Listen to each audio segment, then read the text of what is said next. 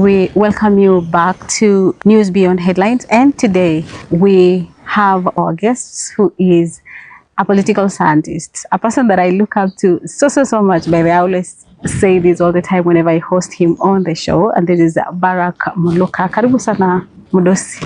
Asante. So let's just go direct to the point, Yes, Barrack. yes. We want to talk about particularly the status of the country in matters politics. Kenya is heading to 2027 general election. We had PCS Musalia Mudavadi saying that there is a possible referendum. When you're talking about politics and constitutional warnings amid economic pressures, what are we staring at? Are we staring at a crisis as we head to elections?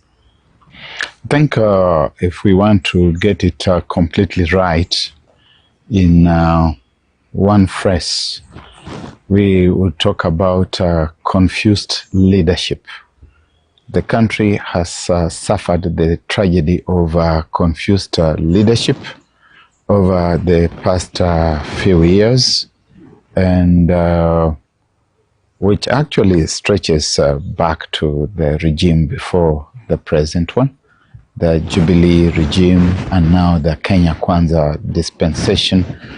Confused leadership that does not recognize why it is there, leadership that seeks to be self-serving, because the constitution of Kenya is very clear about delineation, electoral boundaries, subsequent to reviews of the population distribution in the constituencies or electoral areas that exist for the time being, that it will be done every 10 years, and that at the very max 12 years it ought to be done, and that the review, if within 2 years of elections, it shall not apply to that particular election. We have wasted time. This is something that we should have done in 2019. We have come all the way up to where we are today, and it has become a crisis because of political bickering, because of poor political leadership, and its leadership which has been serving itself. Why we didn't do this was that in the period between 2017 and 2022, we had gaps within the IEBC. For a long time, the commission was not properly constituted. Then after the 2022 elections, again, we have had a crisis. And it's all been because of selfishness on the part of the people in power and their opponents outside power, being individuals who are not capable of thinking about the composition of IEBC outside the framework of their own narrow interests. That who will I have as a commissioner who can deliver the results that I want, be it in a referendum, be it in an election, in a ward, in parliament, or wherever. And so from President Uhuru Kenyatta now to President William Ruto to Raila Odinga when he was there, because we must say the truth in spite of the fact that he's no longer there, and that our people tend to believe that the sins that people committed when they were around should not be spoken about. All these people are responsible for the crisis in which the country finds itself today. We're going to elections in 2027. Very soon we will be saying if we are going to elections next year, with the electoral areas the way they are defined today, we are actually in a breach of the Constitution. And those elections themselves start being open to question in terms of their legality, in terms of their faithfulness to the Constitution. So we are migrating from 2025 to 2027, riding on the cusp of a crisis, a constitutional crisis. And even in the midst of that crisis, you are going to witness a stonewalling that those who are in government are going to be looking at the whole scenario from the perspective of how it does or does not favor them. And those in the opposition will also be looking at it from the vantage of how does it augur for me personally. And it's a tragedy of monumental proportions that are such as the people we have in the cadres of leadership in Kenya today. Who is to blame here? Is it the the government itself, the executive? Is it the judiciary or IEBC? I think or parliament? I have been very clear that it is the national executive and their adversaries in the political opposition. Why did we not have the IEBC properly constituted? IEBC should have been properly constituted if the elections in 2022 had been held in line with the Constitution, in faithfulness to the Constitution. But you had one side with its commissioners in the commission and another side with the commissioners in the commission. In the end, they left, some because their tenure ended, others because they were disgraced and they had to leave. And they didn't leave because, like the ones who are called the OPEC 4, they did not leave because they had finished their tenure. They left because of their partisan interests and partisan performance. Then even the ones who survived had their own leanings within the political space. And so you have the executive that is trying to drive all the institutions and entities in the country, and therefore derailing the constitution and constitutional processes, the executive squarely. And if you want us to name them, we can name them, the people who have been in charge of the executive space and those who have been the pillars in the opposition space. Their names are well known. They are the persons responsible for this crisis that we have in the country, because this is a crisis.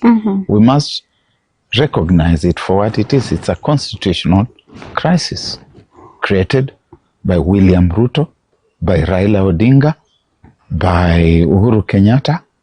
They are the people to bear the responsibility. And it's been because of selfishness.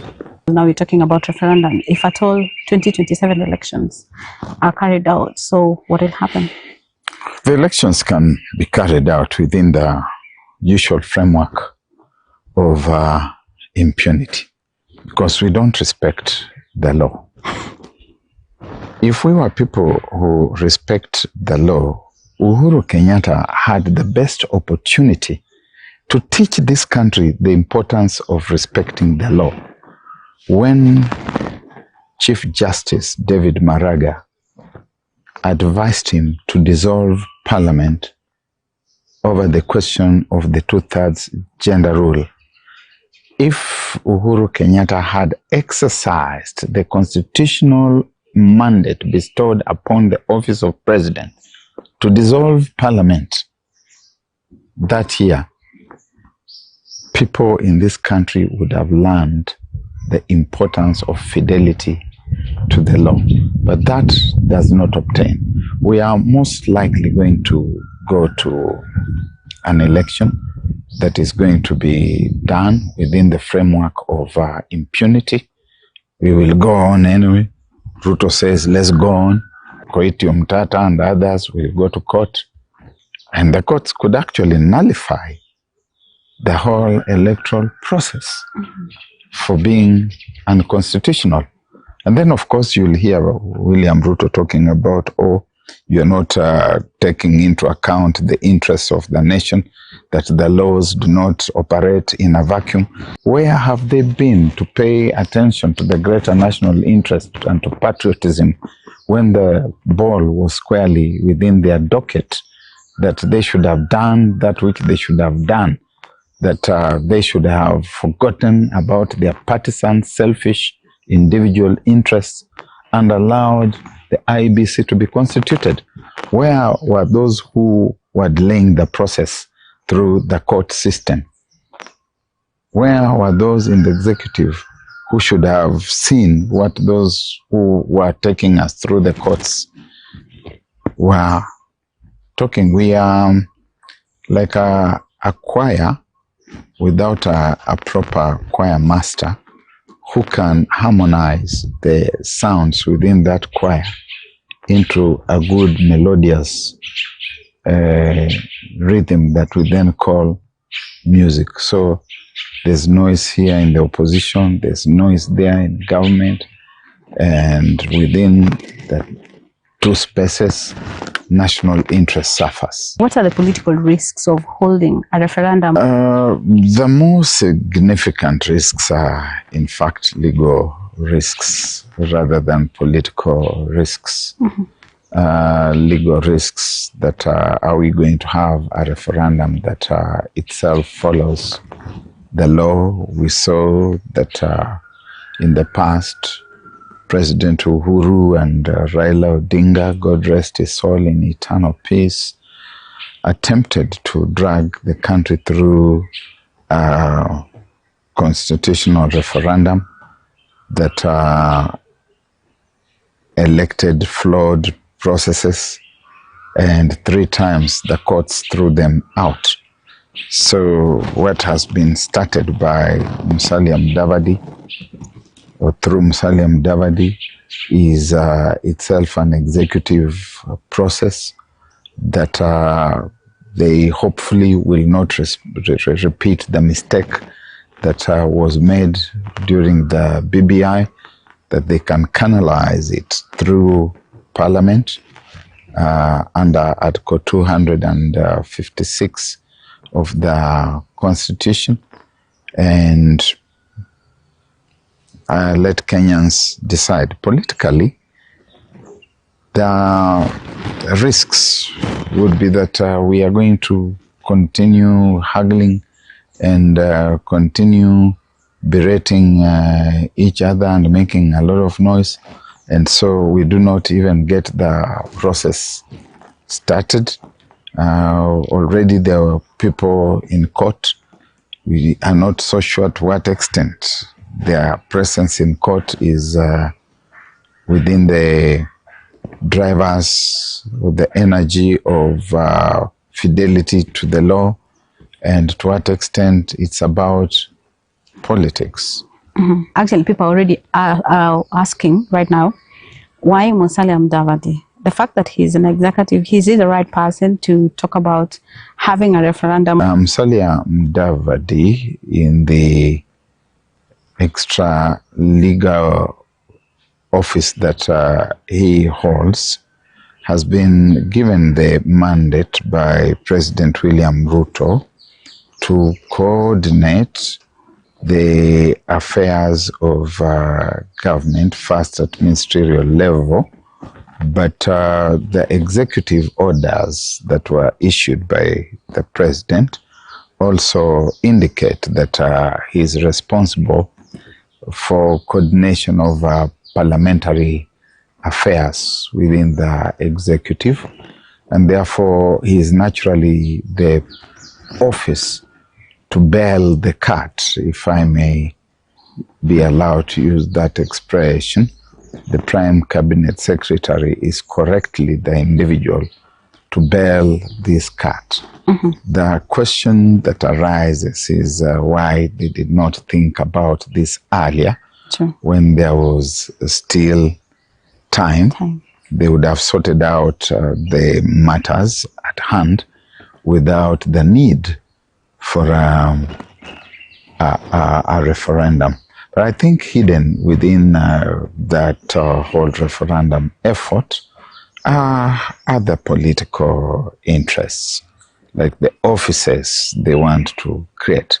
It is interesting that in this country, once people are in power and they want to hang on to power, they start looking for the possibilities of creating extra offices that they are going to use as baits to ethnic kingpins or individuals who are perceived to be ethnic kingpins, in the hope, of course, that those ethnic kingpins then appeal to their tribes and tribal followings to vote in a given way, so that those kingpins then occupy those offices.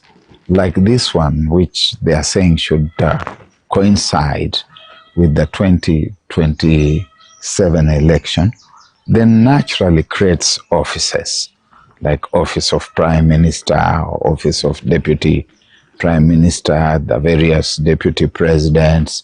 And therefore, as you are electing the people who are on the ballot papers, you are also saying yes to a constitutional referendum.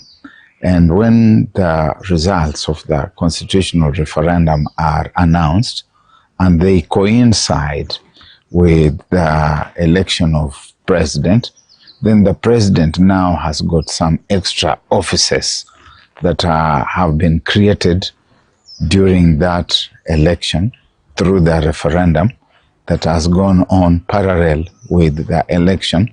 And so with these extra offices, the president is now able to appoint some senior tribal fellows into those offices.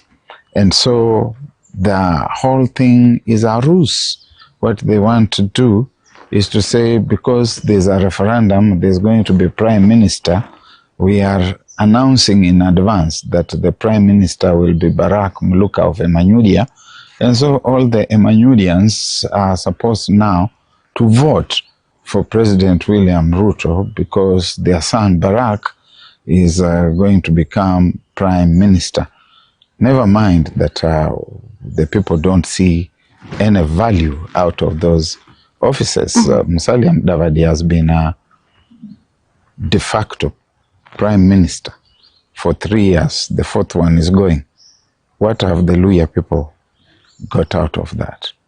Moses Wetangula has been Speaker of the National Assembly for 3 years. Fourth one going. What have the Bukusu people, let's leave alone the rest of the Luhya people, what have they got out of that? Amason Kingi has been Speaker of the Senate. Kilifi remains as poor as ever. The people of Kilifi are as hungry as they ever were. Perhaps they are even a little poorer. You have all these people in the cabinet. I came here, my brother Paranya here is a minister in the Ruto government. Never mind that he had vowed never to take up any such appointment.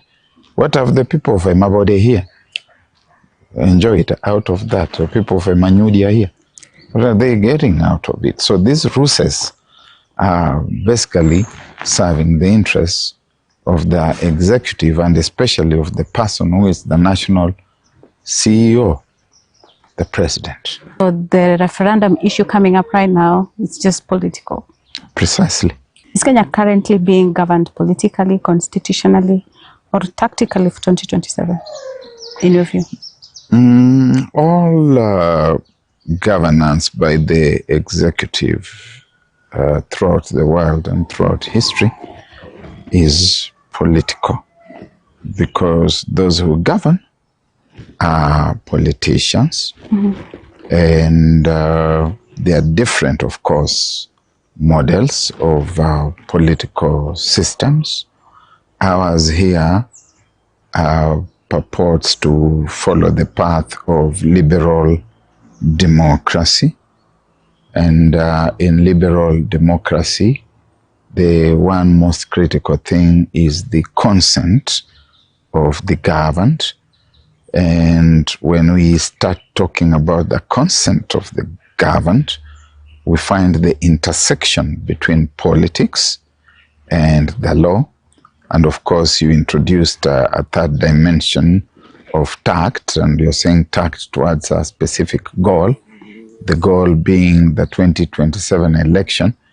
in both the present moment that this particular team governs and in the future, the consent of the governed is critical as a legal component, and the consent of the governed expresses itself at the ballot box. That is where the people say we want to be governed according to the agenda that has been specified by Team A or Team B, and therefore we are going to vote for them.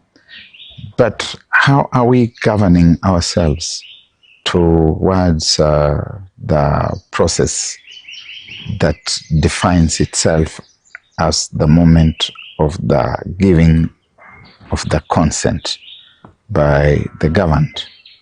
We have got to look at the youth and ask ourselves, are we preparing them to grant or deny their consent?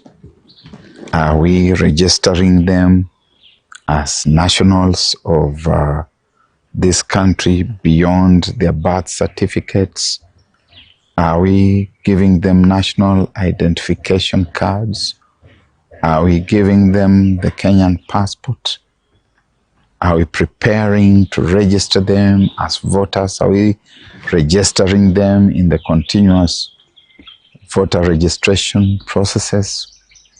Is there balance of distribution in the voter registration exercise, or is it skewed?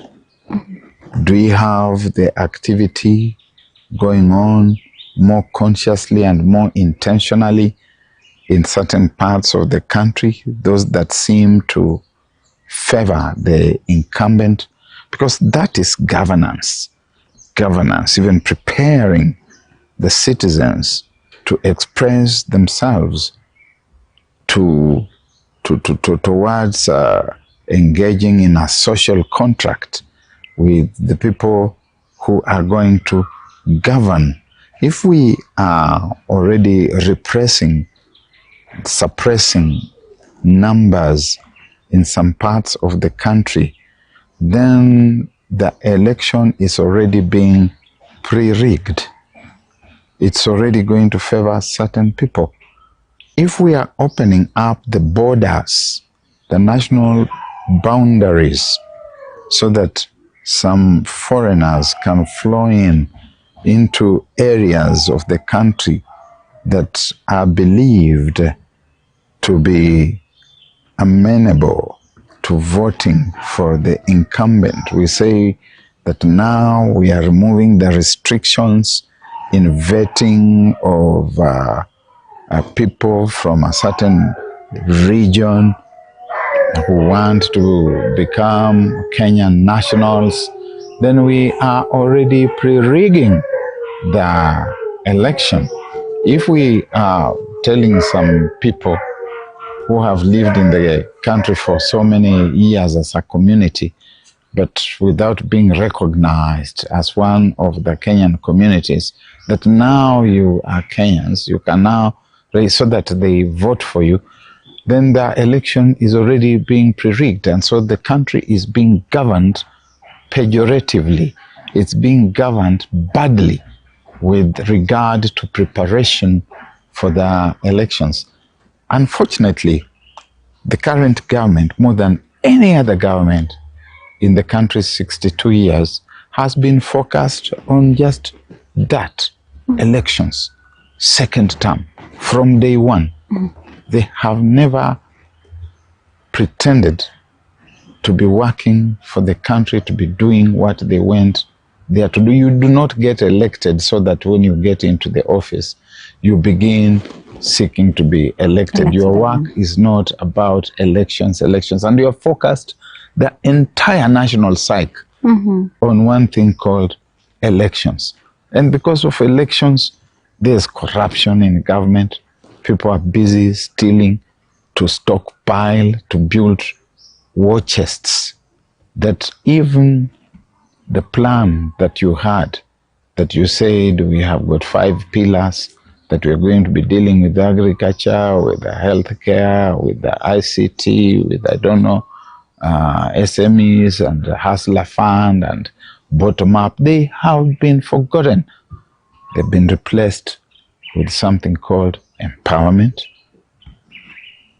that now people gallivant across the country, dishing out money, treating voters with something called empowerment, but the objective is the election.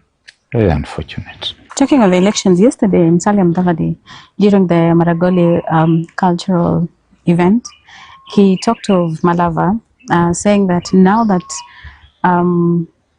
the people of Malava decided to elect a person or a candidate from the government side, then that means that Western region is not playground for the naysayers and the other side.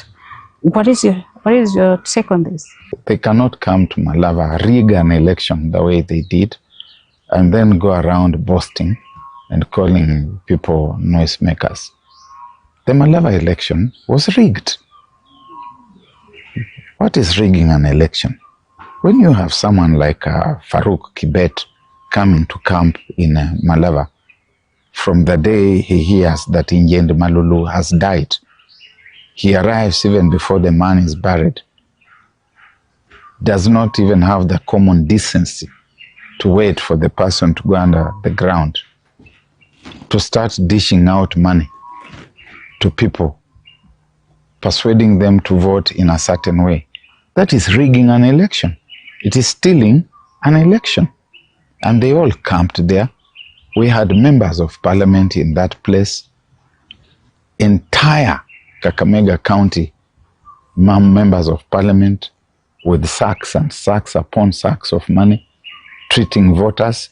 What is there to be so proud of out of that kind of flawed process? Why not allow the people to decide out of free will?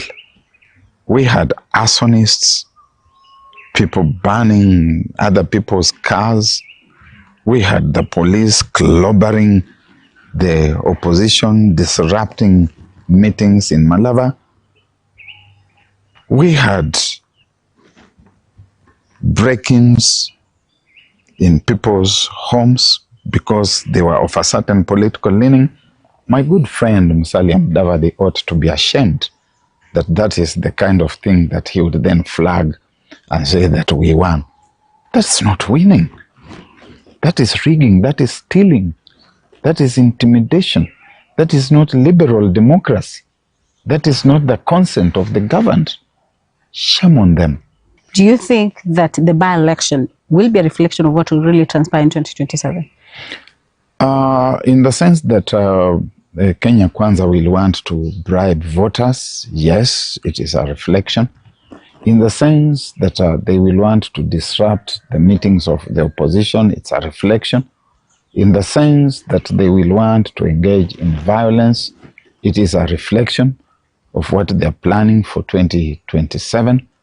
In terms of mobilization of MPs, no, it is not a reflection of what will happen in 2027. This time they had idle capacity across the 12 constituencies in Kakamega County, and so they were able to mobilize them. They had that idle capacity at the coast. They had idle capacity in all the constituencies in the country, and so they could mobilize the system's MPs with money to go out. Even the money itself, they will not have the hundreds of millions that they have had to pour in Magarini and to pour in Malava and in other places, to pour in Kisa East here. Kisa East is the next ward. Yeah, but the opposition took that one. Yeah, but we are talking about the behavior and the money that was poured there. So opposition won despite all the monies that were poured there. Yeah, that's an indication that there's going to be defiance of that money.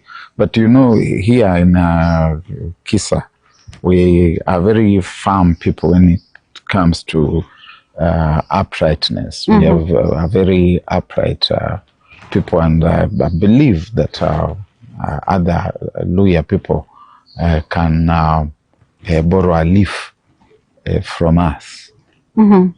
And also from, is it Kabuchai? Yes, Where and they also... Kabuchai, you saw the same. But, and this Musalia Mudavadi knows, and President William Ruto knows, that they sat down, they discussed, and they agreed that by hook or crook, they were going to take Malava. They said, Kwamba, let us take it, whatever it takes to take it. We can deal with the consequences through the courts, but it must be taken. So it was taken in that fashion. 2027 is going to be a different ballgame. Okay. So, last question on referendum. I think it just come on my mind now that you say that probably having a referendum on 2027, of course, the same time we'll be having the general election. Then this actually would be overwhelming also to the voters, because now you have to vote in more than the usual times. But also, what do you think? Should it come then earlier? Should it be held earlier, the referendum? I don't think we need a referendum. We are just causing more confusion and more weight on an overwhelmed and tired electorate. We must midwife the process differently, because it's a proposed referendum on an already flawed thing. We need a national conversation on this to find out the best way to treat this mischief that has arisen out of, in my view, the doing of 3 individuals, one who is no longer with us, 2 who remain, but 1 who has retired, and a 3rd one who is in power today. How do we process ourselves through that? Because the Constitution never anticipated this kind of crisis. However, it is in our hands. And so a sober conversation between the executive and the political opposition and the Kenyans at large is of the essence. But we cannot have a referendum that has been, that is addressing an agenda that has been cobbled up by a partisan team in the national executive, seeking basically to expand the spaces that exist in the executive for its own political ends, pretending to be curing the question of electoral boundaries. Perhaps the judiciary comes in there. We need to seek judicial reference. And if the judiciary recognizes that a mistake has been made and gives orders that within a certain period of time after the elections in 2022, the boundaries should be reviewed, then I think that gives us a new list. And I do hope that the cases presently before the judiciary could give that kind of direction. But Ruto Mudavadi manipulated referendum for purposes of creating offices for meeting political ends is something that Kenyans should reject.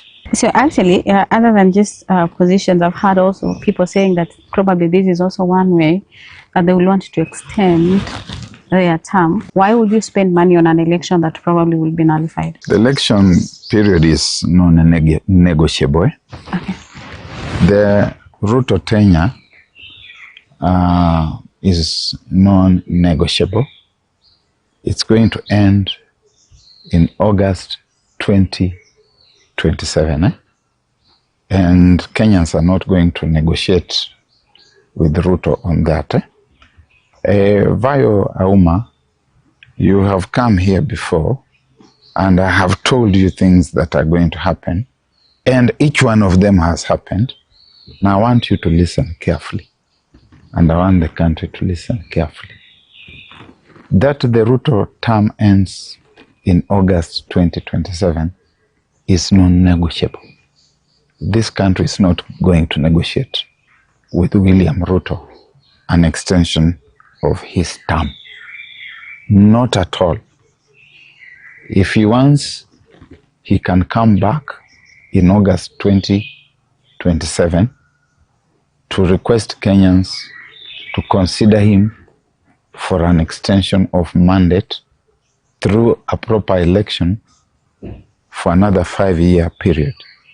But to add on even a single day, this country is not going to allow him. Perish the thought, because it will not work. And if they dare attempt that, then they are going to see the mother of all protests. And it will be a protest that might not even allow Ruto to have his name on the presidential ballot paper. So that thought should perish. If it's one of the things that they're thinking about, they must stop dead in their tracks and stop today. 2, a referendum that seeks to create extra offices for them is also dead on arrival. Kenyans are already overwhelmed and overburdened, and they're not going to accept that extension of office and of space. Once actually was President William Ruto's, we can say, economic brain. Mm-hmm. Now is a critic, really. Is this ideological courage or probably just, political repositioning for him? There are people who believe in the things that they say. And Ndindi Nyoro is not the only person who was supportive of William Ruto, who no longer agrees with him. I agreed with President William Ruto when he was deputy president on the campaign trail, because we had a vision. There was something we believed in, and we thought we had the right candidate who understood what we were talking about for this country. The bottom-up economic development agenda is something that has respected scholars throughout the historical debates of modes and models of development have positioned. And William Ruto bought into that agenda. It was never his, it was people like Ndindi Nyoro, people like myself, people like the renegade David Ndii, and others who fashioned it and who believed in it. But when he arrived, he became the tortoise. He became the tortoise that told the other birds, the birds at a party in the skies, that all this is mine. Ni yangu, and he forgot what the visit was about. And so Dindi Nyoro, when you listen to him, he's still where he was, ideologically.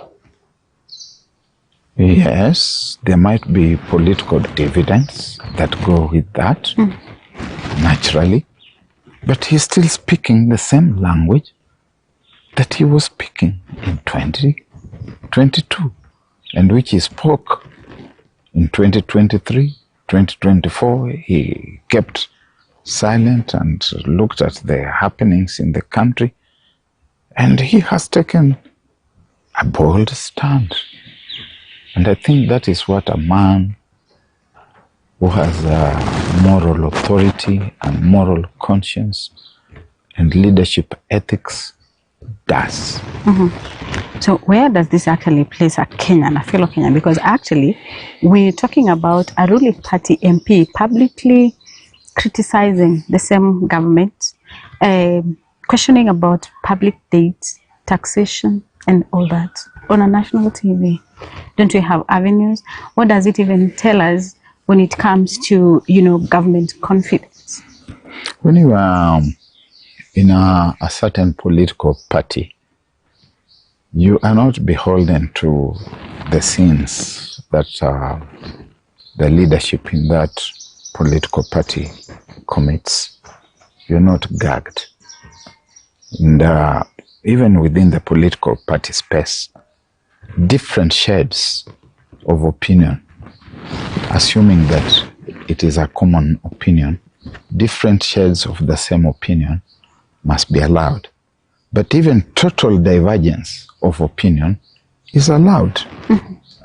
We have had a number of times in recent times in the United States of America, the Democrat members of Congress rescuing President Donald Trump's government from shutdown. And there are times when it has actually shut down for a number of days, only for the requisite numbers of Democrats to vote with the Republicans to give it a fresh lease of life. In certain single-party environments, divergence of opinion is allowed.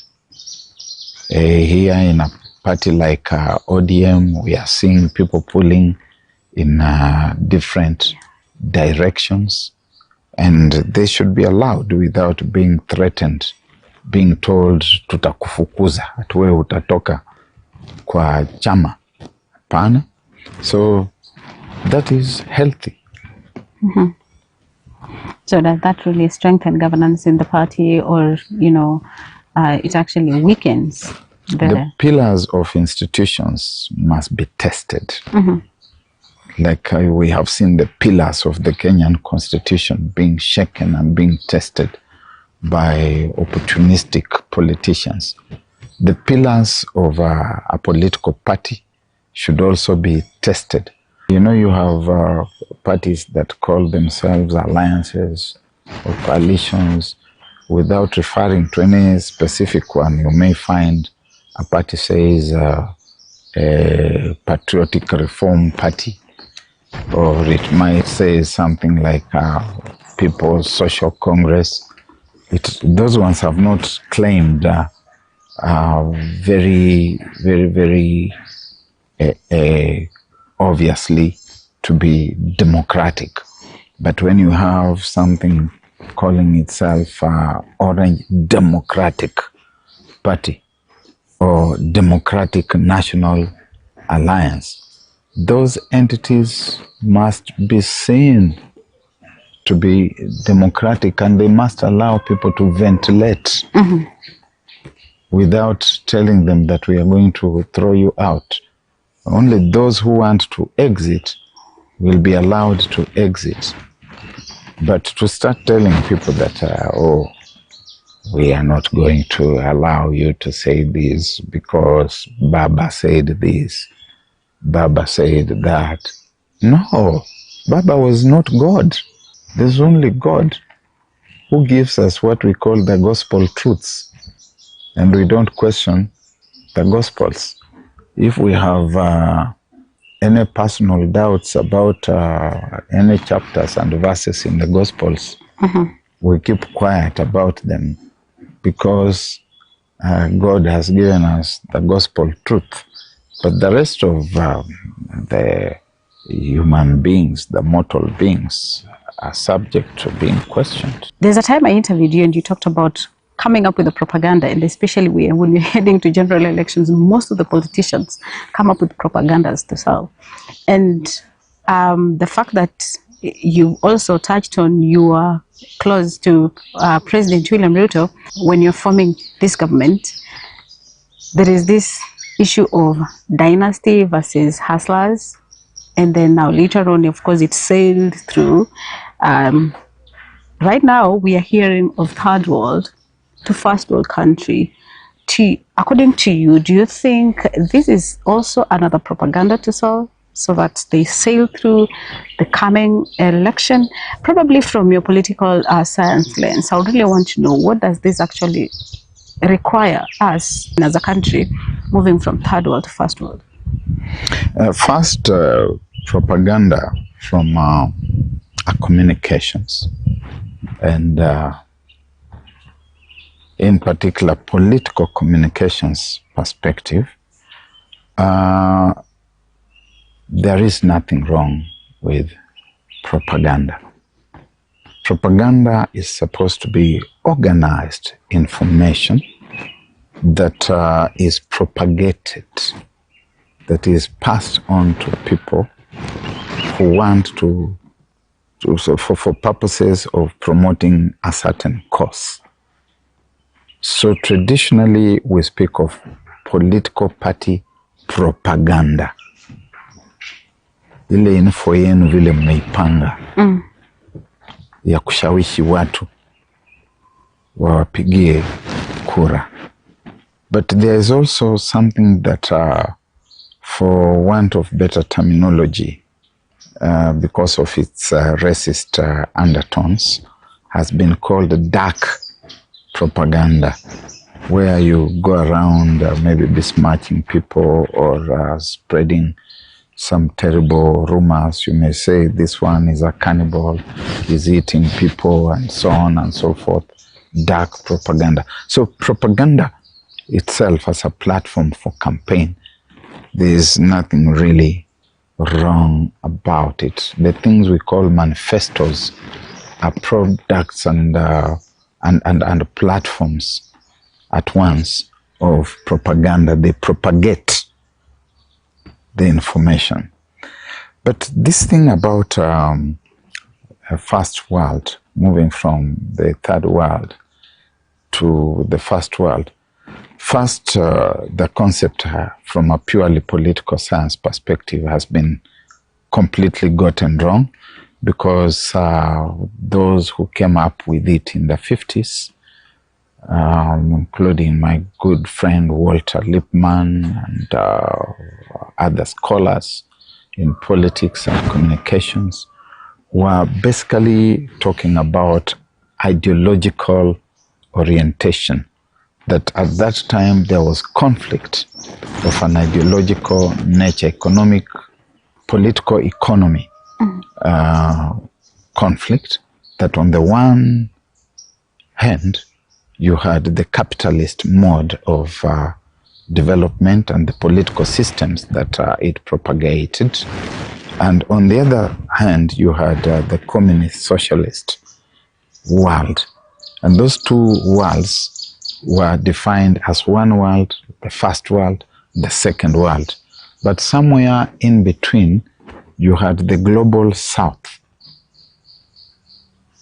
that was defined as belonging to neither of the two camps.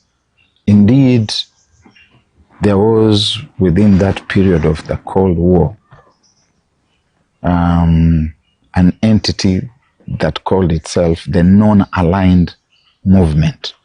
It was not aligned to either the right or the left, the east or the west. And the membership comprised mostly of the global south, the poor countries of the world in Africa, Latin America, and Asia. And so those who said first world, second world, defined these countries in this corridor as the third world that was separate from the first, the Western world, and the second, the Eastern communist world. However, in the fullness of time, because these countries in this corridor were poor, the third world started being defined as a poor world. Watu maskini wako kwa third world. And with the collapse, especially of the Warsaw Pact, yeah, we could talk about NATO and the Warsaw Pact and all that.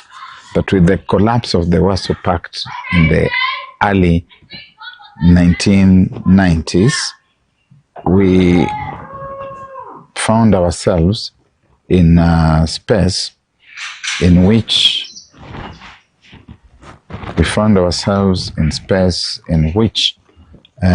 now the poor countries of the world start aspiring to become rich, to raise the standards of living, to become like those ones of Europe and America and so on and so forth. Now this is a good, noble dream that we would want. We want to live well. I certainly would like to live within those first world standards. But the first world is not just about roads. It's not just about hospitals, schools, infrastructure. The first world is about a way of living, a way of doing things.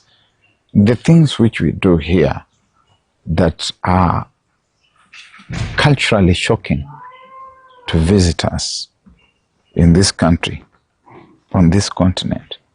You find a continent where you have cattle, goats, mkokoteni, sheep, motorcyclists, matatus, tuk-tukus, all occupying space on the road at Luanda Market here, at Manyudia Market here, at Kusavat here.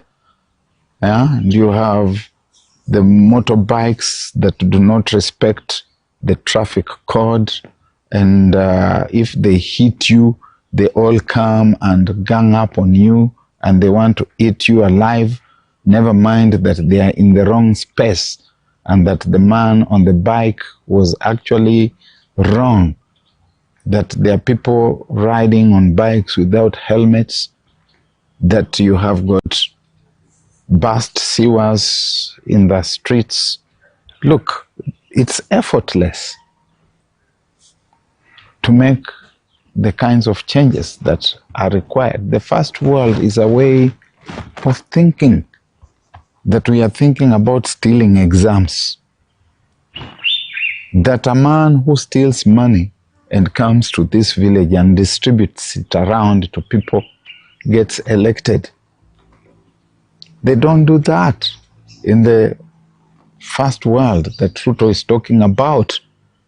How can Ruto send Farouk to Malawa with bags and bags and lorries of money to treat voters so that they elect David Ndakwa, and Mudavadi brags about it in Vihiga, and you say that you want to take us to the first world? Where does it happen like that in the first world? That you will come and clobber people in Kabuchai because they are supporting a certain independent candidate against Moses Wetangula's Ford Kenya candidate, and you go scot-free with that. Where in the first world do such things happen? Where in the first world do you go to church with bags of money to bribe the church minister, and the church minister is greeting you with a supported hand? Those are the basic fundamentals that we must deal with before the first world can begin happening. That we've got to go to the schools and teach and reteach ourselves. So this is hopeless propaganda. Having explained the meaning of propaganda, it is hopeless propaganda that is going nowhere. So is Kenya's problem lack of ideas, a lack of discipline, or lack of political will? The ideas we have, if you are listening to me carefully here, you can see that we have ideas, and I'm Kenyan, and I've listened to you, and I've seen that you have ideas, and you are Kenyan, and we listen to other people. The Kenyans who have ideas either do not want to go into the political space to become leaders, or the political space cannot stomach them. If you come here, Kakamega here, for example, county that has been badly run, it's being badly run, and you say you want to become governor, and you tell the people of Kakamega how you are going to transform their lives. Look at this Kakamega here. Look at those of avocados there, which are growing on their own. Nobody planted them. Look at these locusts, which are just growing on their own. And when they have produced fruit, think of doing an orchard, making this entire Kakamega, Bungoma, Busia, all the way to Mount Elgon, all the way to Siaya, all the way to Bomet. You can make a big orchard here and have wineries like you have never seen in Africa, distilleries like the ones you find in Alsace and Lorraine in France, the ones in Spain, in the Pyrenees, the ones in Italy and in South Africa, and keep people here busy producing wealth and money for themselves. If you go out there to start talking to people about such ideas, they will say, hey, hear what this one now is also telling us. So the ideas are there, and the people with ideas don't go out to seek to be elected. And those who get elected don't want to work with the people who have got ideas. So the bottom line is that the problem is political. You have ideas. Why are you not seeking an elective seat? I don't have the time and money to go and wrestle with people out there. I package my ideas in the political party and ventilate at that theoretical level. Those who can buy those ideas can buy them and seek election. But I don't have the capacity and the willpower to burden myself with a recalcitrant electorate. Which one decision today could fundamentally change Kenya's development trajectory? One decision would be Ruto to step down from office, because he has taken the country completely the wrong way. It is the way of thinking that government is about self-enrichment through primitive accumulation of wealth.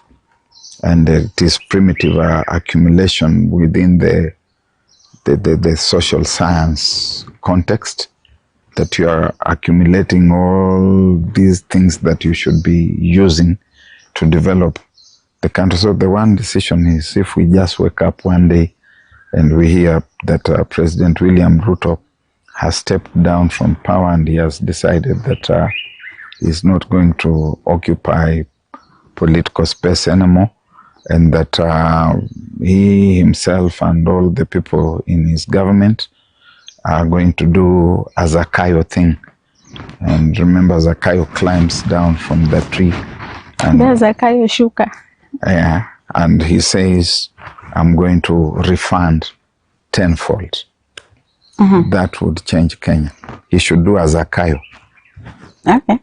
If you're grading President William Ruto today, economy, cost of living, jobs, governance, name it all. What score would you give him and why? None. None? I give him nothing. Like 0%. And I'll explain. William Ruto set an exam for himself. That exam, he also prepared the marking scheme himself.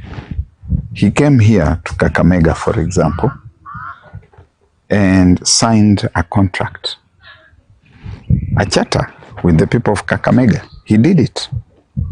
He signed a charter with the people of Busia, with the people of Bungoma, with the people of Kilifi, with the people of Kwale. And so the marking scheme are those charters that he signed with us. Has he delivered? Where are the 3 vegetable factories that he promised in Kakamega? Where is the revival of mumias, of pan pepper mills, of Nzoia, of the tea factory in Maragoli that he talked about? A marking scheme. So, if I'm marking, I'll put X, X, X. Where are the 1,000 kilometers of bitumen that he promised? If I cannot see that, if I cannot see the Mudete tea factory and all these things that he said, it's obviously wrong, wrong, wrong. And at the end of it all, it is 0. But beyond that, he even left the template that he gave us, that this was the bottom-up economic agenda, and transferred himself to something else called empowerment. It's not part of the exam that we set and the marking scheme that he provided. So if I'm, as a teacher, I ask you to discuss the dominant paradigm as articulated by Everett Rogers in political and economic development communications. And instead, you decide that you are going to write an essay on Anna Karenina and the characterization of the actors in Tolstoy's Anna Karenina. You may write a very beautiful essay, but it's not what the examiner has asked you. So I'll just cross through it and write there 0. That is where William Ruto is. So you can't cause me to give him marks. Yes. No. I'm not like literally forcing it. Even for effort, even for effort, there's nothing. Really? Even for handwriting? No. Handwriting could be writing hieroglyphics. Yeah? And they can't read hieroglyphics. Let me ask another question. What has President William Ruto done right that critics are actually deliberately ignoring? I cannot, in all honesty, think of anything that William Ruto has done right. Nothing. The closest you could come to suggesting that he did something was an attempt to promote sports. But even that is flawed. We are building stadia. There's hemorrhage of funds ending up in the wrong hands. We supported Harambee Stars the wrong way, because I must look at that supporting of Harambee Stars with those millions of shillings against the doctors who are on strike at that same time, against the lecturer strikes, and look at his priorities and balancing act. I cannot look at anything in isolation. He has done affordable housing, there is SHA program, there is Kazi Maju program. Now you are starting to speak like him, eh? Those are some of the programs. No, you're speaking at him at a pace that does not want to allow people to No, please. to think and explain. When you look at affordable housing, whose houses are these? On whose land are these houses being constructed? What is he doing to the people who are living in those spaces before moving out? Whose money is he using to do that so-called affordable housing? Whose payslip is he raiding? What is the payback for the owner of that payslip?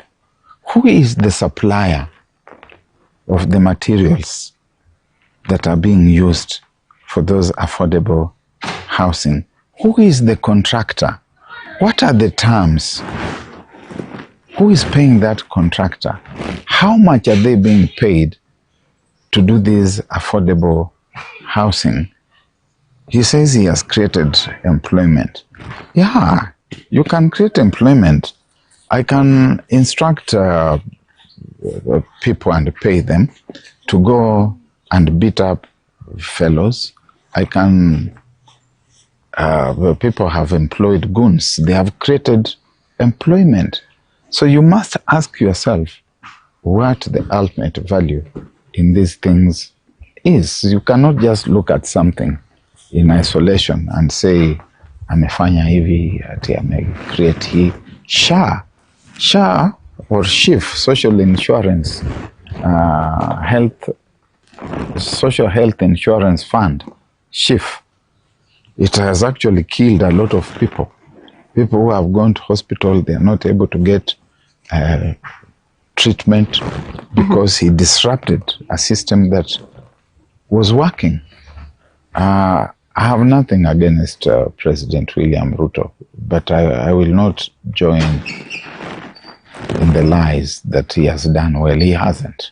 Do you think that this government is actually listening to Wananchi's pain or explaining it away? It is a very deaf government that refuses to listen to anybody except the decibels of the national leader who speaks at a bombastic pace in one register that is permanently in the campaign mode. It doesn't listen at all. Doesn't listen to doctors, to teachers, to communications professionals, to anybody except to itself.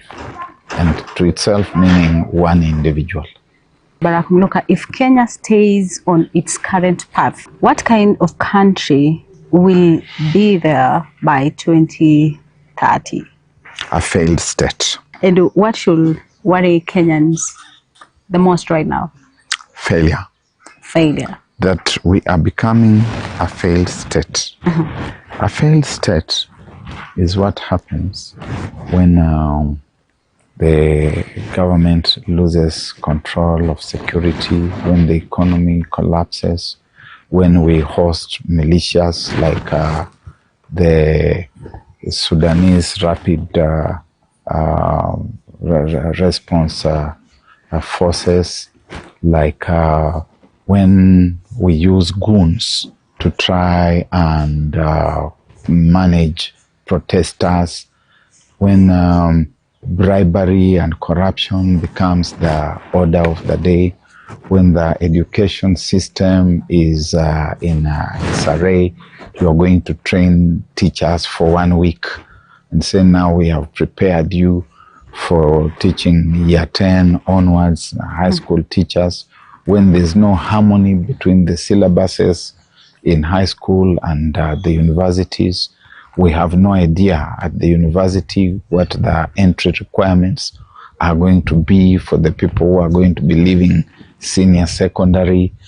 When the healthcare system is in disarray, when the national leadership, the people in the executive, send their children to the Cambridge system and not the CBC system, when those same people who are in charge of our hospitals cannot be treated in our hospitals, they go abroad to be treated or to die there, then we are moving towards a failed state. And we are not very far from there. That is what should worry Kenyans most. Ongea na Wakenya, and especially right now when there is a whole lot of confusion. People say there's a lot of noise other than development in this country. I have only two quick messages. One is for the political opposition. You are also a letdown. You're making a lot of noise that cannot give Kenyans a message of hope. In the miasma in which Kenya Kwanza has left the Kenyan citizens, there is need for an opposition that frames a message that Kenyans can believe in. There's need for an opposition that gives the country rays of hope. So far, you are focused on internal competition and attrition that does not seem to promise the country anything apart from everyone saying, I'm the best, that I'm the most suitable, that I'm the one with the tribal numbers. We are not interested in that as Kenyans. Kenyans want to hear a message of hope from the political opposition. For the government, you have had more than enough time with your adventures and accumulation of wealth across the country. Give Kenyans a break. Propel the ship of state to a safe harbor in 2027 by doing the right things according to the law. And when you get there, please disembark. Thank you. That is Barrack Muluka, having one-on-one with us today. And we hope that one of these Fridays will be able also to host him and share more about basically what is happening in the country. Till next time, kwaheri kwa sasa.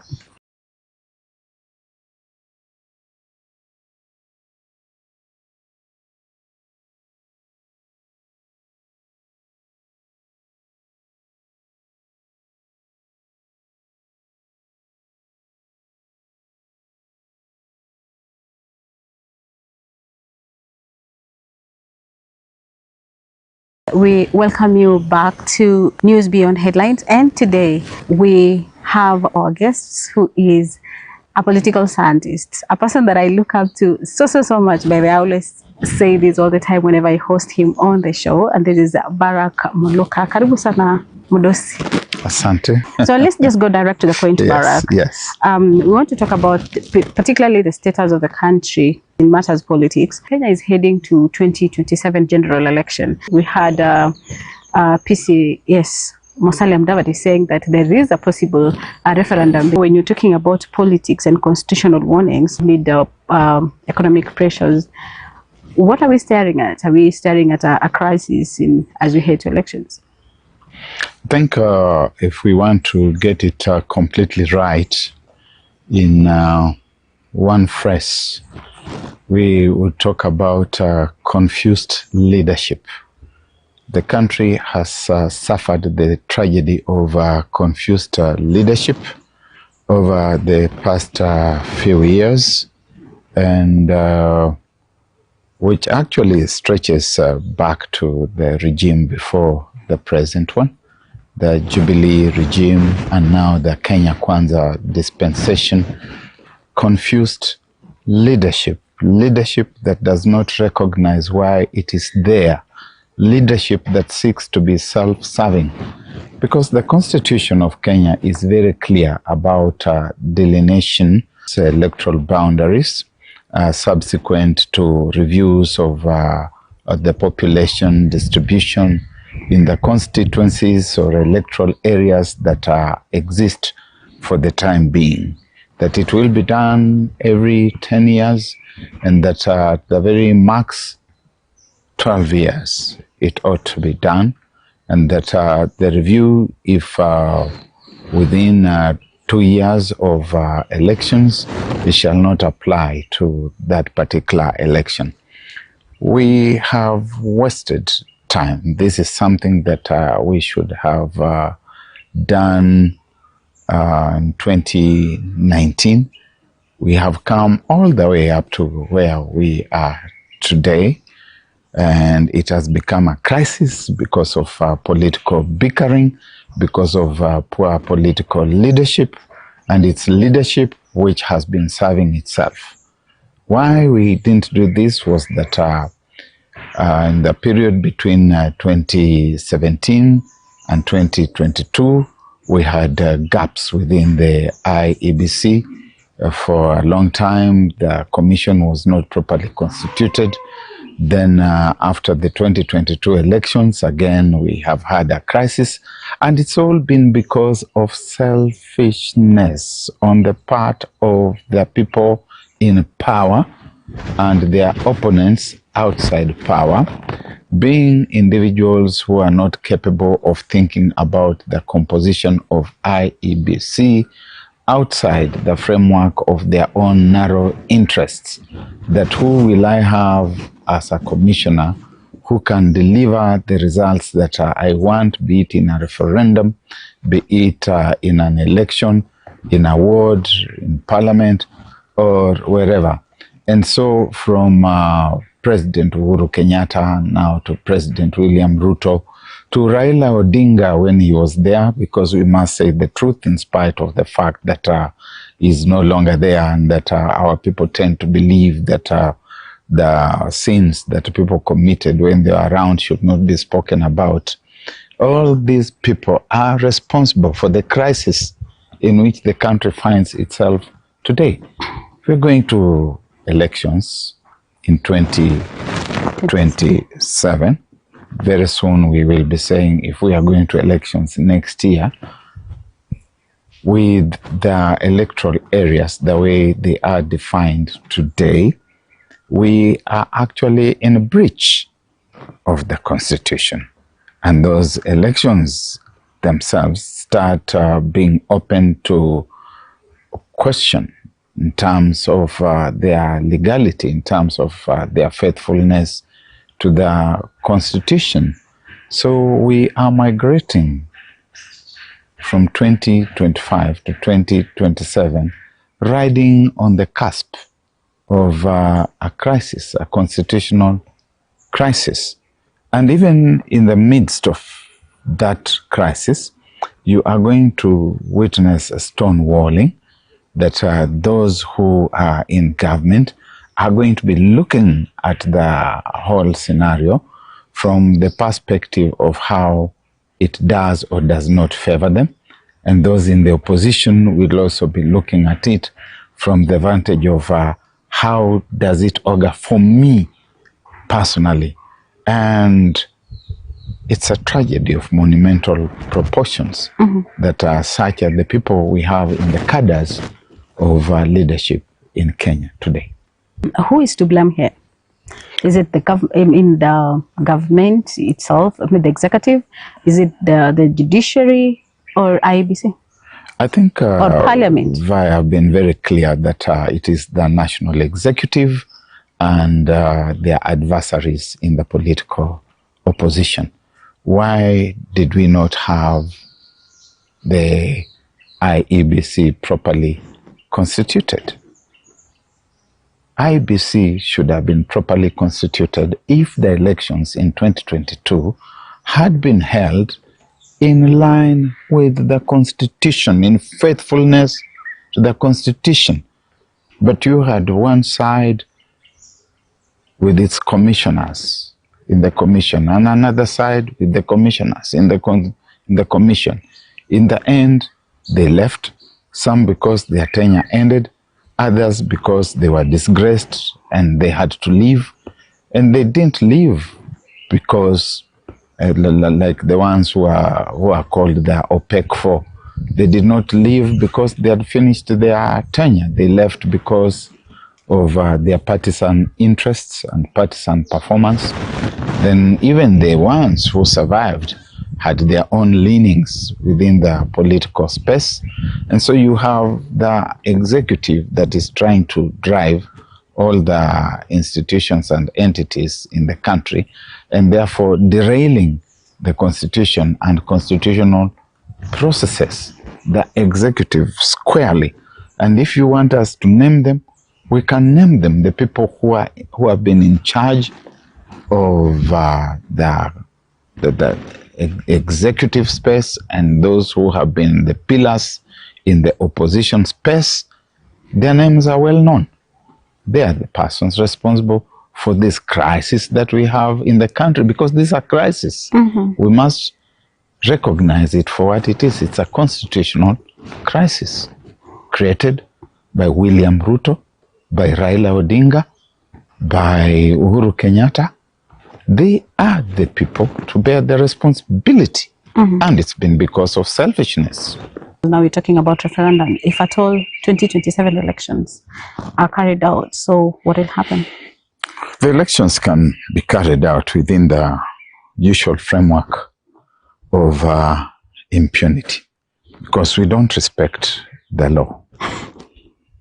If we were people who respect the law, Uhuru Kenyatta had the best opportunity to teach this country the importance of respecting the law. When Chief Justice David Maraga advised him to dissolve Parliament over the question of the 2/3 gender rule, if Uhuru Kenyatta had exercised the constitutional mandate bestowed upon the office of president to dissolve Parliament that year, people in this country would have learned the importance of fidelity to the law. But that does not obtain. We are most likely going to go to an election that is going to be done within the framework of impunity. We will go on anyway. Ruto says, let's go on. Koiti Umtata and others will go to court. And the courts could actually nullify the whole electoral process for being unconstitutional. And then, of course, you'll hear William Ruto talking about, oh, you're not taking into account the interests of the nation, that the laws do not operate in a vacuum. Where have they been to pay attention to the greater national interest and to patriotism when the ball was squarely within their docket, that they should have done that which they should have done, that they should have forgotten about their partisan, selfish, individual interests and allowed the IEBC to be constituted? Where were those who were delaying the process through the court system? Where were those in the executive who should have seen what those who